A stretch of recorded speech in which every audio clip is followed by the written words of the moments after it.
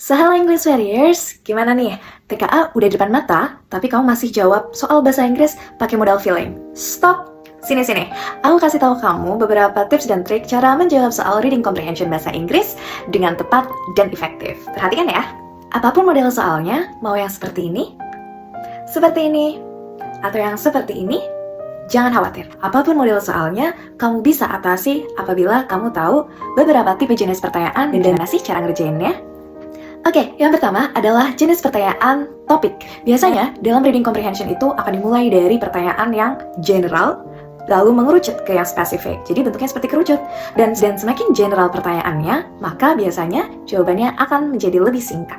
Biasanya akan hadir dalam bentuk frasa. Gimana sih cara ngerjainnya? Yang pertama, kamu perlu cari kata yang tertulis secara berulang dalam teks tersebut. Misalnya, you may take a look at the first paragraph, second paragraph, third paragraph, or even to the last paragraph, which word that is written in repetitions. Atau mana sih kata yang ditulis secara berulang? Misalnya aja nih, kita lagi ngomongin teks report. Di beberapa paragraf tertulis kata volcano, and volcano. Berarti kamu bisa tarik kesimpulan bahwa topik dari pembahasan teks tersebut ialah about volcanoes. Dan pertanyaannya akan diawali dengan the text is about or the passage discusses bla bla bla bla bla.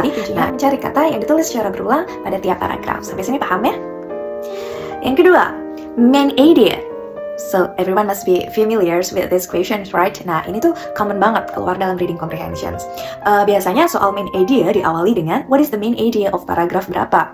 Or paragraph 3 or 2 mainly discuss about titik-titik. Jadi, you need to take a look at the first sentence and also the last sentence of each paragraph. Jadi kuncinya adalah kamu lihat di kalimat awal dan kalimat akhir paragraf. Ya, jadi biasanya main idea itu jawabannya akan hadir dalam bentuk kalimat. For example nih, dalam teksnya itu berisi bahwa volcanoes can cause great damage, but also create fertile soil. Di situ kamu harus tahu arti atau makna konotasi dari kata atau frasa yang ada dalam teks tersebut. Misalnya nih kita tahu bahwa great damage itu berkonotasi negatif, meanwhile dalam teks tersebut juga tertera create a fertile soil, menyebabkan tanah subur. Berarti ini kan konotasinya positif nih. Maka dalam optionnya kamu harus pilih option yang merepresentasikan dari kata yang berkonotasi negatif tersebut dan juga positif. Jadi bisa representing. Jadi of course jawabannya will be volcanoes have both destructive and beneficial effect. Because we know that destructive itu means something negative atau efek yang merusak.